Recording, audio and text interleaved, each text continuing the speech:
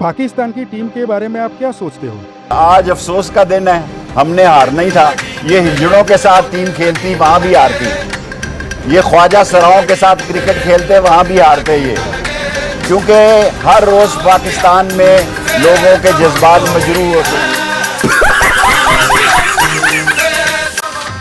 गजब बेइज्जती है। वो बांग्लादेश की टीम जिसको आप पाकिस्तानी किसी खाते में नहीं लिखते, लात मार के आपको हरा के गई है दोबारा। वो बांग्लादेश की टीम जो अपने वहमो गुमान में नहीं सोच सकती थी आज से 15-16 साल पहले कि हम पाकिस्तान को हराएंगे। वो जिनको मजबूरन पाकिस्तान को सपोर्ट करना पड़ता था फैंस को, क्योंकि उनकी अपनी टीम नालायक थी, वो आपको लात मार के हरा के गई। हम ऑब्जेक्टिव लॉस नहीं ले सकते। अब टीम पाकिस्तान 2-2.5 सेशन आखिरी दिन के नहीं खेल सकी थी। बहुत ही खतरनाक गेंदबाजी थी, पिच में गड़े पड़ चुके थे, गेंद 2-2 फीट स्विंग हो रहा था।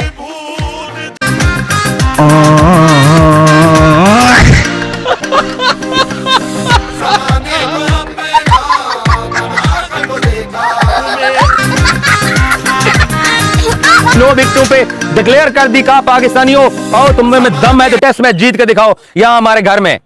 इससे पहले अफगानिस्तान के साथ भी ऐसा है। अफगानिस्तान को आप लोग दुनिया जहान के ताने मारते हैं, लेकिन उनकी व्हाइट बॉल टीम आपको टफ टाइम देती है और फिर हराती भी है। की बांग्लादेश से भी हम टेस्ट मैच हार गए।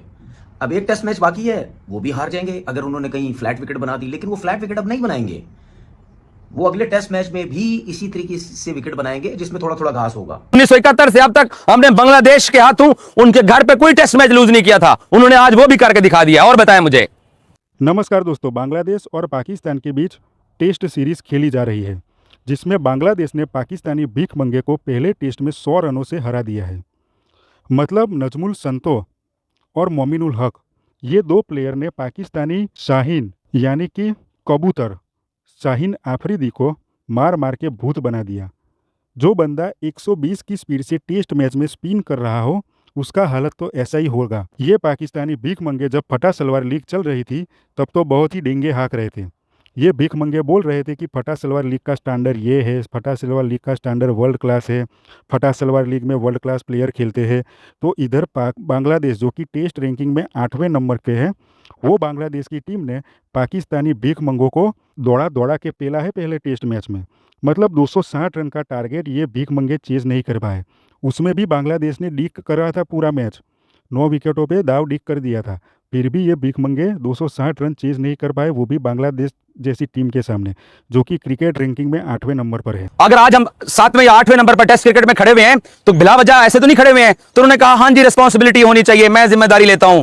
भाई साहब, आप बॉलिंग में नाकाम, आप बैटिंग में नाकाम, आप फील्डिंग में नाकाम, आप कप्तानी में नाकाम, आप अपनी शॉट सिलेक्शन देख लीजिए। कौन सी ऐसी चीज है जो हमने इस टेस्ट मैच के अंदर अच्छी की है?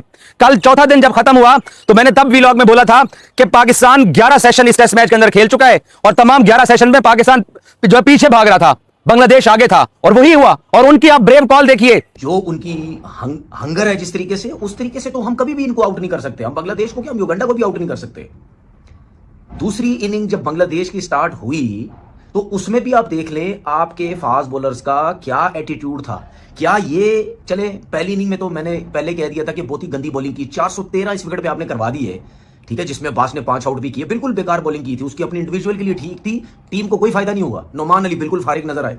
इससे पहले बांग्लादेश हमारे घर आई, हमारे घर आके वो हमें 2-0 से सीरीज हरा के गए, और अब ढाका में भी पहला टेस्ट मैच हम जाके हार गए हैं। पाकिस्तान क्रिकेट बोर्ड अगर सीरियस नहीं होगा टेस्ट क्रिकेट को लेके तो उसकी झलक आपको क्रिकेट टीम के अंदर भी नजर आएगी। जेसन गिलेस्पी आपके टेस्ट के कोच थे, आपने उनके काम में मुदाखलत की, वो लात मार के चले गए कि मैंने इस अनप्रोफेशनल बोर्ड के साथ नहीं काम करना। सो एक चीज वाजे क्लियर हो गई है कि अब हमें इन सीनियर प्लेयर्स को हाथ जोड़ के थैंक यू वेरी मच करके इनको घर भेजना पड़ेगा, वरना ये हमें और रुस्वा कराएंगे। मैं पाकिस्तान क्रिकेट बोर्ड के सरबराह मोहसिन नकवी और पाकिस्तान टीम के डायरेक्टर राकिब जावेद से रिक्वेस्ट करूंगा कि अब तो सर्जरी कर ही दीजिए। हम यहां पे भी तो हार गए हैं ना, हम श्रीलंका में वर्ल्ड कप भी हार गए, हम एशिया कप भी हार गए, तो क्या करना है हमने इन सीनियर्स का? हमने यहां नौजवान प्लेयर्स को मौका दिया ना, उन्होंने परफॉर्म किया ना, तो नए प्लेयर्स को मौका दीजिए। हमारे जो सीनियर प्लेयर्स हैं उनको नहीं पता कि हम 5 दिन की टेस्ट मैच क्रिकेट खेल रहे हैं, उनको नहीं पता सामने किस तरह का अजाब गले में पड़ा हुआ है। टेस्ट मैच बचाना है, उनकी शॉट सिलेक्शन देखिए। और वो जो जूनियर प्लेयर्स हैं, जो नए प्लेयर्स हैं, जिनका पहला पहला टेस्ट मैच, कोई एक्सपीरियंस नहीं इंटरनेशनल क्रिकेट का, उन्होंने किस तरीके से मज़ाहमत की है। सो मट्टी हमारी जरखेज है।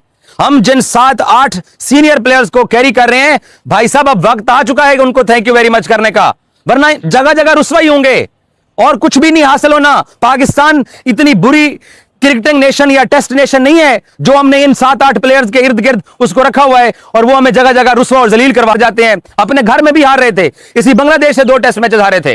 अब क्या हुआ कि स्पिन विकेटें बना के तो हमने कुछ 2-3 टेस्ट मैचेस जीत लिए हैं। सो भाई एक चीज पाकिस्तान क्रिकेट बोर्ड के बड़ों को अब करनी चाहिए कि इन सबको घर भेजें, नई टीम बनाएं। शान को मैंने प्रेस कॉन्फ्रेंस में सवाल किया, वो कहता है ऐसा तो नहीं हो सकता कि आप सारी नई टीम ले जाएं। भाई ये पुरानी टीम लेके हमने क्या हासिल कर लिया है, क्या जीत लिया हमने? मुझे एक बात बताएं, ऑस्ट्रेलिया का 2023 का, उससे पहले 2022 में Pat Cummins Pakistan test team लेकर आया, वो यहां पाकिस्तान में जीत के चला गया। 2023 में हमने ऑस्ट्रेलिया का टेस्ट टूर किया, हम तीनों टेस्ट मैचेस हार गए, तीनों के तीनों टेस्ट मैचेस हम हार गए। साउथ अफ्रीका गए, वहां हार गए। वेस्ट इंडीज जाते हैं, वहां पकड़े जाते हैं। एक आधा कोई श्रीलंका से हम मैच जीते होंगे। अभी इंग्लैंड के साथ हमारे 3 टेस्ट मैचेस बढ़े हुए हैं। तो ये टेस्ट क्रिकेट में हम आगे कहां बढ़ रहे हैं? व्हाइट बॉल उठा के देख लीजिए, 2023 का एशिया कप, 2023 का वनडे वर्ल्ड कप, 2024 का T20 वर्ल्ड कप, 2025 की चैंपियंस ट्रॉफी, 2026 का T20 वर्ल्ड कप, 2025 का एशिया कप, क्या जीते हम लोग अब तक? और हम इन सीनियर प्लेयर्स को सर आंखों पे बिठाया हुआ है। और हम जनाब, मसला पता है क्या है भाई साहब? इन प्लेयर्स का मैं आपको बताता हूं, मैं ढाका खड़ा हूं ना, इनको मैं देख रहा होता हूं ना ये क्या कर रहे होते हैं। हर प्लेयर को यह लगता है कि वो कसूरवार है, मैं कसूरवार नहीं हूं।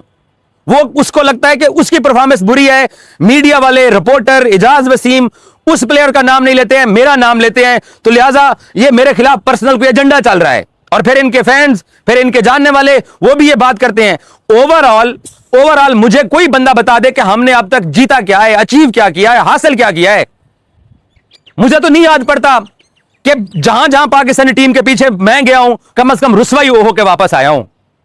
आप उनकी बैटिंग उनके कप्तान ने पहली इनिंग्स में सेंचुरी, दूसरी इनिंग्स में 87 रन किए, 2 विकेटें अर्ली गिरने के बाद। हालांकि उनकी पहली इनिंग्स में भी 2 विकेटें पहले गिर गई थी।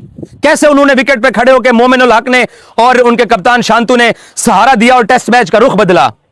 और आज उन्होंने किस तरीके से ब्रेव कॉल ली। उनकी 9 विकेटें गिर गई थी, उन्होंने डिक्लेयर कर दिया। अभी लंच का सेशन चल रहा था, अभी भाई साहब लंच नहीं हुआ था, उन्होंने आधा घंटा पहले अपनी इनिंग्स 9 विकेटों पे डिक्लेयर कर दी। कहा पाकिस्तानियों आओ, तुम में दम है तो टेस्ट मैच जीत के दिखाओ यहां हमारे घर में।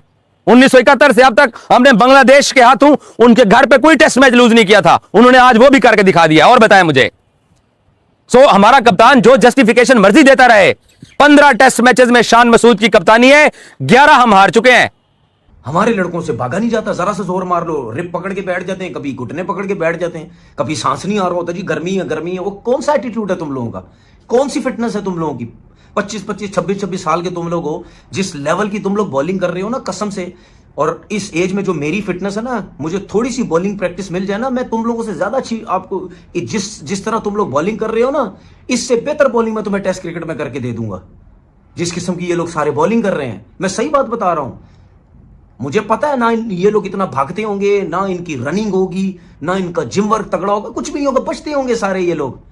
वो 2, 4, 5 प्लेटें वेट के 10-10 की लगा के वो कहते जी पता नहीं हमको इतनी कोई ट्रेनिंग कर रहा है। वो रबड़ से देख रहा होता हूँ, कोई स्ट्रेचिंग कर रहा है, कोई रबड़ से बैक की एक्सरसाइजेस कर रहा है, क्या कर रहा है। रबड़ों से जब ट्रेनिंग करोगे, ठीक है, लोहे की जगह, तो क्या होगा भाई? क्या फिटनेस होगी? जब टांगों, हाथों, कमर में जान होगी तो लंबे लंबे स्पेल करोगे, हर स्पेल में जान मारोगे ना, तभी स्टिफनेस नहीं होगी ना। ना 4 डे क्रिकेट खेलते, ना कुछ खेलते।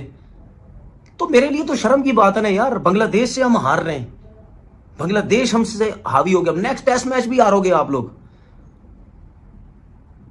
जिस किस्म की आपने क्रिकेट खेली। अच्छा, अब एक और नई चीज शुरू हो जाएगी, पता है? अब लोगों को मुद्दा तो नहीं मिला, ये 2, 4, 6 जर्नलिस्ट खड़े हो जाते हैं, अब ये हमें समझा रहे हैं।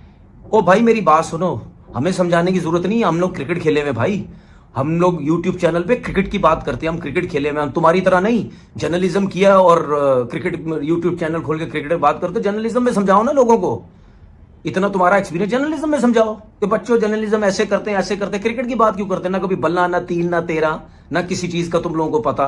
पैसा कमाने के लिए क्रिकेटरों को कह रहे हो तुम लोग पैसा कमाने आ गए हो, तुम्हें क्या पता क्रिकेट के बारे में? कभी खेली है नहीं है, जाओ जर्नलिज्म समझाओ।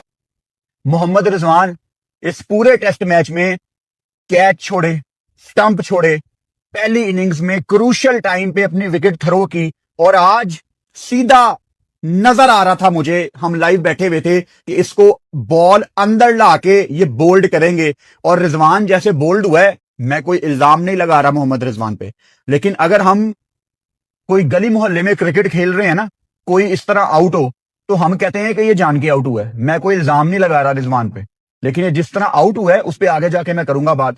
तो रिजवान ने इनको WTC का फाइनल खिलाना है, या सलमान अली आगा ने। Salman Ali Agha, this is your format. पहली इनिंग्स में आपने एक 50 किया, बड़ा अच्छा 50 था, उसको भी आपको कन्वर्ट करना था 100 पे। आप सेम तरीके से पहली इनिंग्स में आउट होते हैं, दूसरी इनिंग्स में भी आप सेम तरीके से आउट होते हैं। आपको बॉल के ऊपर जाके कट ही नहीं मारनी आती। इतना बड़ा गैप कैसे आ सकता है यार आपकी बैट और बॉडी के दरमियान? आप बॉल के ऊपर क्यों नहीं जाते? इतना लंबा आपका करियर है। शान मसूद कप्तान, इंटेंट वाली तेज क्रिकेट, मैं कहता था इस इंसान के बारे में, इस आदमी के बारे में, लेकिन ये 20, 25, 30 तक समझ आता है, उसके बाद ये आउट हो जाता है।